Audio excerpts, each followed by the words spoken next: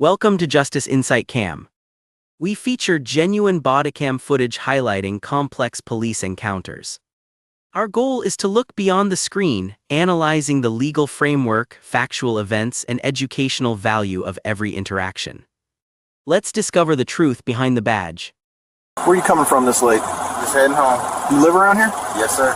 People like you always out riding around this time of night. I'm just going home. Step out of the car. Why am I being asked to step out? If you're not hiding anything, step out of the vehicle. I'm not hiding anything. We'll see about that. Bodycam footage kicks on the instant the patrol cruiser door swings open. Heat from the engine still rolls off the police cruiser as a rookie officer steps out. Posture rigid, movements slightly exaggerated. The kind of body language that comes from someone still trying to prove authority, not truly understanding it. The street is quiet, not abandoned, but settling. Dim streetlights glint off slightly damp pavement from an earlier drizzle. Crickets buzz in the distance. A porch light flickers a couple houses down. Inside the vehicle, a driver sits and waits. Windows are already halfway down. Hands placed calmly on the steering wheel, in clear view. Compliance before contact. But the rookie officer approaches like he's walking into a felony stop. Flashlight already raised. A beam cutting sharply through the driver's windshield before he even reaches the door. No greeting, no introduction, just suspicion. The officer taps twice on the glass with the flashlight, harder than necessary. License and registration, he says immediately. The driver, a black man in his early 40s, neatly dressed in a charcoal button-down, nods calmly. Yes, officer. But before he can reach her for anything, the rookie speaks again. Where are you coming from this late? The tone isn't conversational, it's accusatory, like lateness itself is evidence. The man keeps both hands on the wheel. Just heading home, he replies evenly. The officer tilts his head slightly, like he doesn't believe the simplicity of the answer. Home, huh? Yes, sir. The flashlight beam shifts, scanning the back seat now, then the passenger floor, then the center console. You live around here? The officer asks. Yes. Where at? 2 blocks over. The officer exhales slowly through his nose, skeptical, evaluating. Then comes the line, sharper. You got ID on you? Yes, sir. It's in my wallet. The driver moves slowly, careful, deliberate, reaching toward his back pocket, but the officer's voice cuts in fast. Hold on, don't move yet. The driver freezes instantly, hands back on the wheel. Yes, sir. The officer circles slightly toward the rear of the vehicle, scanning the license plate, running it through dispatch on his shoulder mic. Pause, static, confirmation tone. Plate returns valid, registered to the driver. Addressed 2 blocks away. Exactly what he said, but the officer doesn't relax.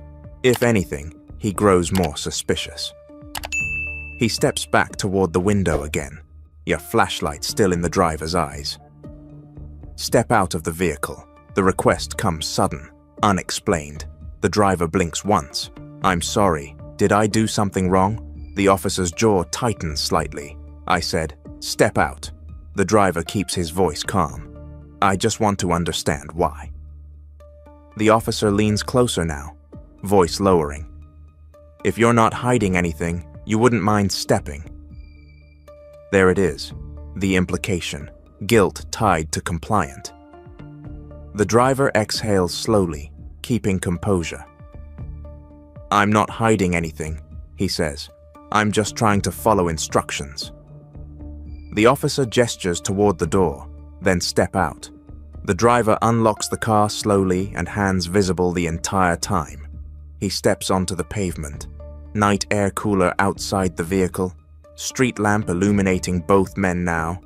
The officer immediately positions him near the rear quarter panel. Standard control positioning, but his tone stays sharp. What are you doing parked here with the engine running? I just pulled over to answer a call. The driver replies. From who? My wife. The officer studies his face, then says quietly, but clearly enough for body cam. You people always got somewhere to be at 2 o'clock in the morning. The sentence hangs heavy in the humid air. The driver hears it, doesn't react immediately, just says calmly, "I was heading home."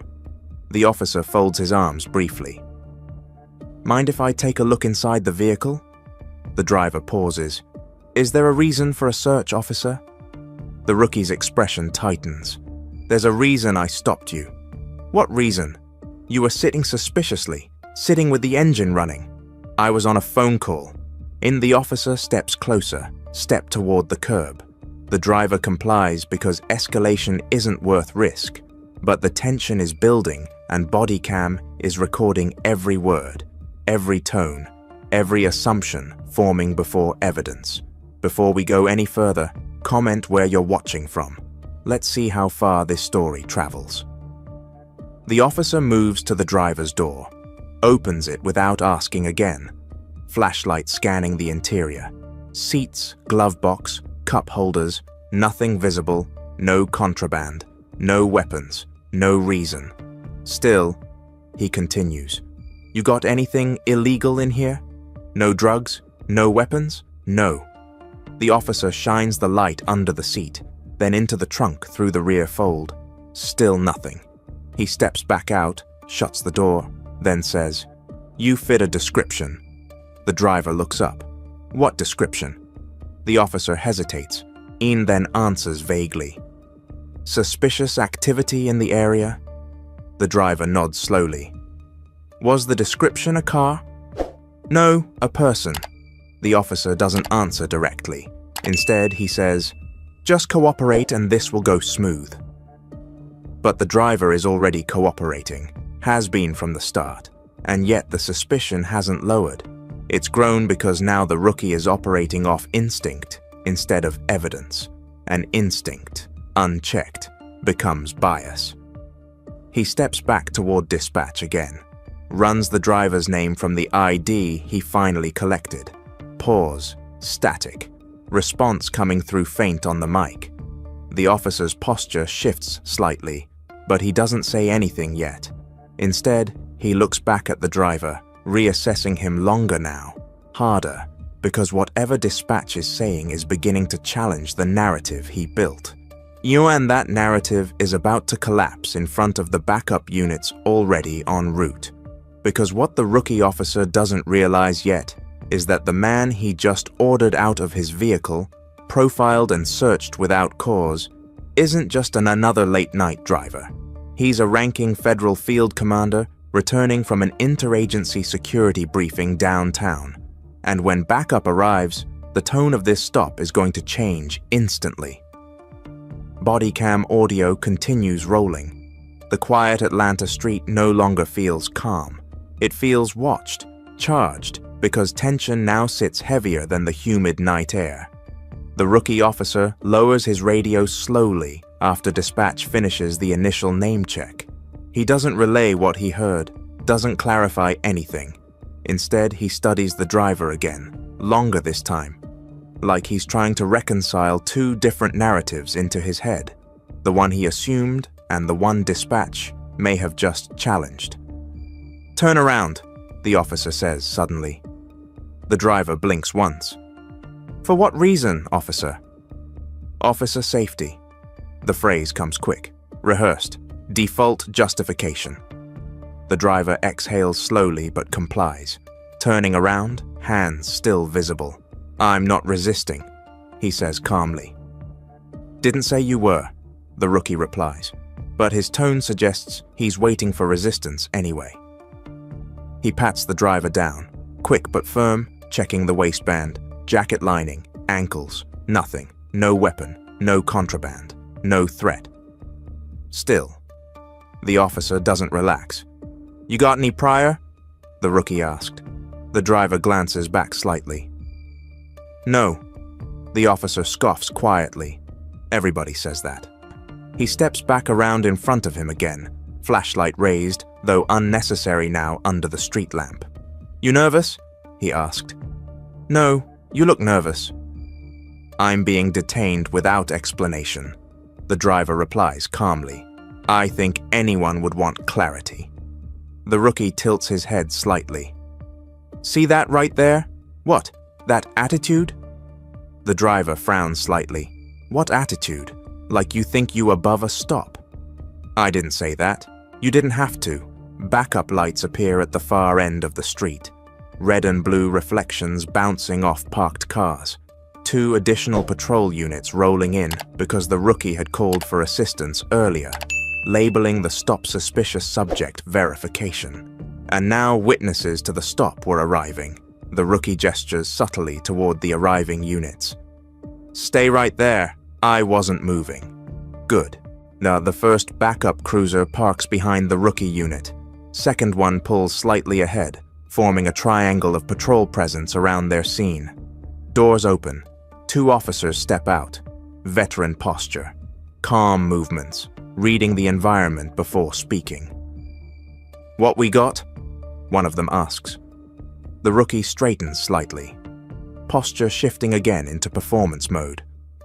Suspicious vehicle, he says. Subject parked, engine running, late hour. The backup officer looks at the driver briefly, then at the vehicle, then back at the rookie, that all plus evasive answers. The driver speaks calmly. I answered every question. The rookie ignores him. He's being defensive, he adds. The backup officer studies the driver again. Doesn't see aggression, doesn't see intoxication, doesn't see threat, just a compliant man standing under streetlight. What's the ID return say? The second backup officer asks. The rookie hesitates half a second. Still verifying, he replies vaguely, but that's not fully true. Dispatch had already given preliminary info. He just hadn't processed it yet or didn't like it. The rookie folds his arms slightly, voice lowering as he speaks to back up, but still picked up clearly on body cam. Something about him don't sit right. The driver hears it, says nothing. The backup officer asks, like what? The rookie gestures subtly.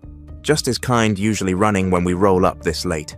Silence drops instantly because that phrasing isn't procedural. It's personal. The backup officer glances sideways at him, measuring the statement, not endorsing it. The driver speaks calmly again. I wasn't running, I was parked. The rookie shrugs. Didn't say you ran. He steps closer again. But people like you usually got a reason to be sitting in the dark. The backup officer shifts slightly now. Discomfort visible because body cam is recording every word. And rookie escalation is no longer evidence-based. It's assumption-based. The second backup officer tries redirecting. Sir, where did you say you were coming from? Downtown, the driver replies. Doing what? Work? What kind of work? The driver pauses briefly. Security coordination. The rookie chuckles under his breath. Security, huh? Yes, private, federal. That word hangs for half a second, but the rookie dismisses it instantly. Everybody federal when they get pulled over. He mutters. The backup officer looks at him again, this time sharper, because dismissing a federal affiliation without verification is reckless. Do you have credentials on you? And the backup officer asks professionally. Yes, the driver replies. In my inside jacket pocket. The rookie steps forward quickly. Don't reach yet. The driver freezes again, hands still visible. Backup officer nods calmly. Slowly retrieve it. The driver does exactly that. 2 fingers, careful motion, removing a leather or a credential wallet. He hands it over. Backup officer opens it under the cruiser light. His expression shifts slightly, subtle, but noticeable. The rookie notices the shift. What? The backup officer doesn't answer immediately.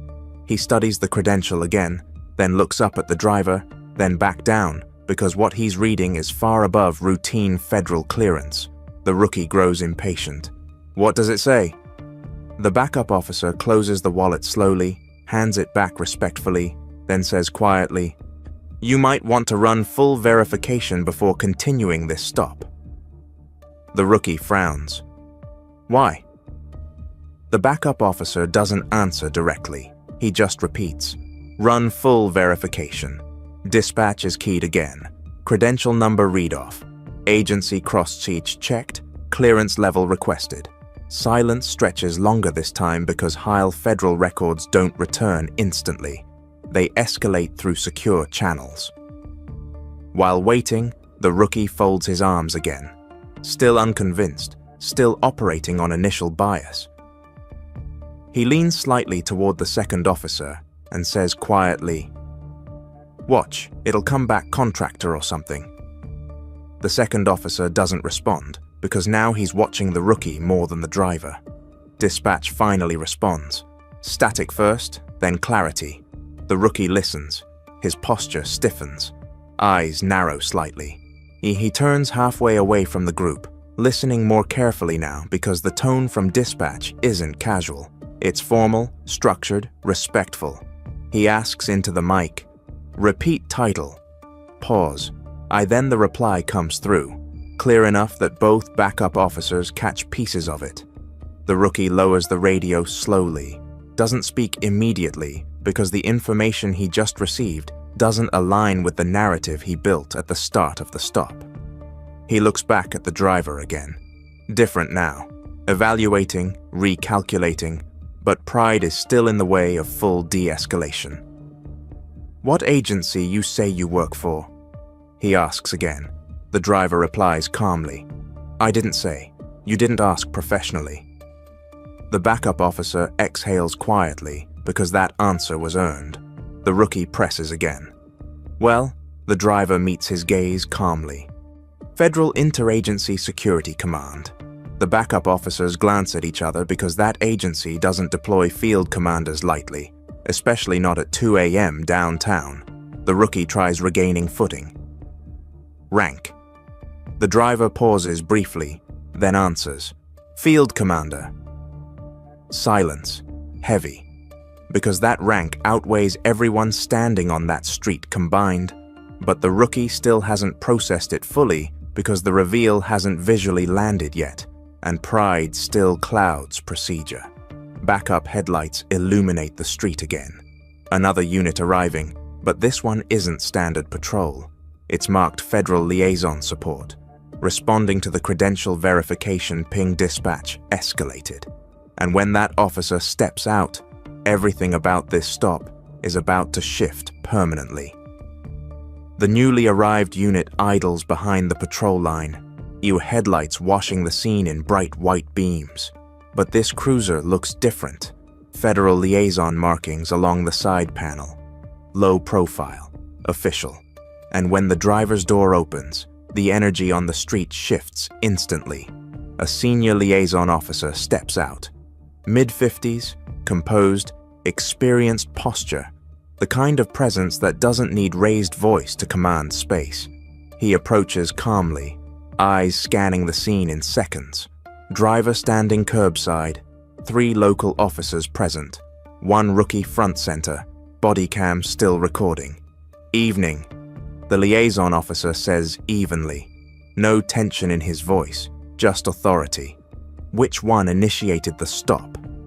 The rookie steps forward quickly, eager, still unaware of what's coming. "I did." Reason? Suspicious vehicle? Late hour, engine running. The liaison officer nods once, then asks, "Identification verified?" "Yes," the rookie says. "Your credential level?" The rookie hesitates half a second, still confirming. The liaison officer tilts his head slightly, because dispatch had already confirmed it before he arrived. He turns toward the driver. Recognition hits instantly, professional immediate. His posture straightens subtly, then formally. Without hesitation, he raises his hand in a crisp salute. "Commander." Silence detonates across the street, because that salute wasn't casual, it was rank recognition. The backup officers straightened instinctively. One of them mirrors the salute half a beat later, slower but respectful. The rookie freezes, confusion flashing across his face because he hadn't recalibrated yet. "Commander Hale." The liaison officer continues respectfully. "Apologies for the delay. The dispatch escalated verification." The driver, Commander Marcus Hale, nods calmly. "At ease," he says quietly. But the power dynamic has already flipped. Permanently, the liaison officer turns toward the rookie now, tone still calm, but heavier. "Do you understand who you detained tonight?" The rookie swallows slightly. "Federal Field Commander, Interagency Security Command," the liaison confirms. "Regional Operational Authority." The rookie's posture stiffens because that rank doesn't just outrank him. It outranks entire municipal chains during joint operations. "Was there probable cause for removal from the vehicle?" the liaison asks. The rookie hesitates. He was parked suspiciously. Suspicion of what? Pause. Criminal activity observed. What? No. Reported? No. Then articulated caused silence because there wasn't one. The liaison officer continues to voice still level but sharper now. Did the driver resist? No. Refuse ID? No. Make threats? No. Possess contraband? No. Each answer weakens the stop further because procedure is collapsing under documentation. Commander Hale speaks calmly for the first time since the salute. "You asked where I was coming from," he says. "Yes, sir." The rookie replies quietly now. "I told you I was heading home." "Yes, sir. You said people like me usually have somewhere to be at 2 in the morning." Silence. Heavy. Because now the body cam words are being repeated aloud. The liaison officer glances briefly at the rookie. "Body cam is active," he reminds him. "I know," the rookie replies quietly. "But knowing now doesn't undo what was recorded earlier." The liaison turns slightly toward the backup officers. Vehicle search conducted. Irux, the second officer, answers, "What? Visual sweep only. No cause found." The liaison nods once, then looks back at the rookie. Commander Hale was returning from a federal interagency briefing authorized through this jurisdiction. The rookie blinks, because that means the man he detained was operating above local enforcement scope that very night. "You understand the operational implications?" the liaison asks. "Yes, sir," the rookie says quietly. "Because interfering with federal command personnel without cause triggers mandatory review." Commander Hale adjusts his cuffs slightly. Not restrained, just composed. He speaks calmly. "I complied with every instruction." "Yes, sir," the rookie replies. "I was removed from my vehicle without articulated cause." Silence. "I was profiled verbally." The rookie doesn't answer because denial would be disproven by footage. The liaison officer exhales slowly, then says, "This stop is now under supervisory review." Those words land heavier than any citation, because review means body cam audit, conduct evaluation, bias investigation, command reporting. Commander Hale nods once. No anger, just clarity. Understood. The liaison steps back slightly, gestures respectfully toward Hale's vehicle. "You're cleared to depart, Commander." Hale nods, but before stepping away, he looks once more at the rookie. Not hostile, measured, because the lesson matters more than retaliation. Authority isn't proven by escalation, he says calmly. It's proven by judgment. The rookie lowers his eyes slightly, because that sentence will echo long after the stop ends. Commander Hale re-enters his vehicle calmly. Engine starts, headlights cut through the night, and as he drives off, every officer on that street knows this stop didn't just go wrong, it's about to go administrative. If you're enjoying this documentary so far, like and subscribe, because what comes next isn't just paperwork, it's disciplinary review, badge consequences, and a rookie officer learning how fast authority can collapse. When bias replaces procedure, body cam footage does not end when Commander Hale's vehicle pulls away. In fact, that's when the real consequences begin, because once a high-ranking federal commander is detained without cause, procedure doesn't close the file, it opens investigations. The liaison officer remains on scene, posture composed but no longer neutral. He turns toward the rookie officer slowly, "Deactivate your forward posture," he says calmly. The wording is professional, but corrective. The rookie steps back instinctively, adrenaline fading now, replacing itself with realization because the moment the commander drove off, the shield of field authority went with him, leaving the rookie standing inside the aftermath of his own decisions. "Badge number," the liaison says. The rookie provides it quietly. "Unit assignment." He answers again, voice lower now than at any point during the stop because tone changes fast. When an accountability replaces assumption, one of the veteran backup officers exhales quietly beside the cruiser, not mocking, not siding, just acknowledging what they all understand. This stop crosses procedural lines. The liaison officer gestures toward the patrol vehicle. "Remain on scene. Internal notification is being filed." Saki. That sentence lands heavy because internal notification means the incident is already moving beyond patrol command into administrative channels. Within minutes, the rookie supervisor arrives, marked unit, engine idling low. He steps out already briefed through dispatch escalation logs. "Walk me through it," the sergeant says. The rookie begins explaining. Suspicious vehicle late hour, engine running. The sergeant listens without interrupting, then asks the only question that matters. "What was your probable cause for removal?" Silence follows, because suspicion isn't cause, presence isn't cause, time of night isn't cause, and assumption is never cause. The sergeant nods once, not angry, just procedural. "Body cam will be reviewed," he says. The rookie swallows slightly because body cam doesn't interpret tone kindly. It preserves it word for word. Within 48 hours, the footage enters formal review. Not just Department Internal Affairs, but joint federal oversight. Because the detained individual wasn't civilian law enforcement, he was federal command authority. Findings come back fast, faster than most stops ever reviewed because the evidence is clear. No articulable, probable cause. Unwarranted vehicle removal. Unjustified search posture. Escalatory tone. Profiling language recorded on body cam.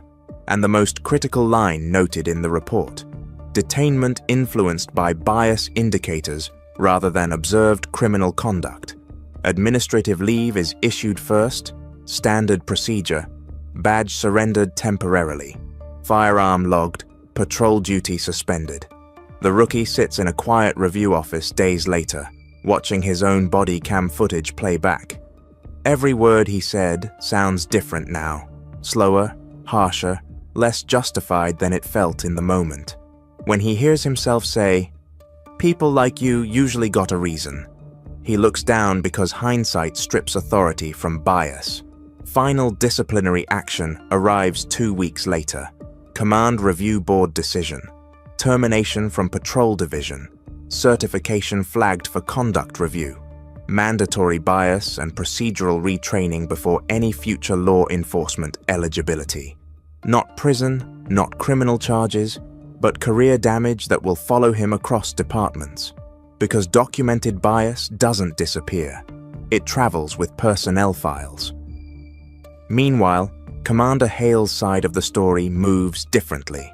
Quieter, professional. He files no lawsuit, no public complaint.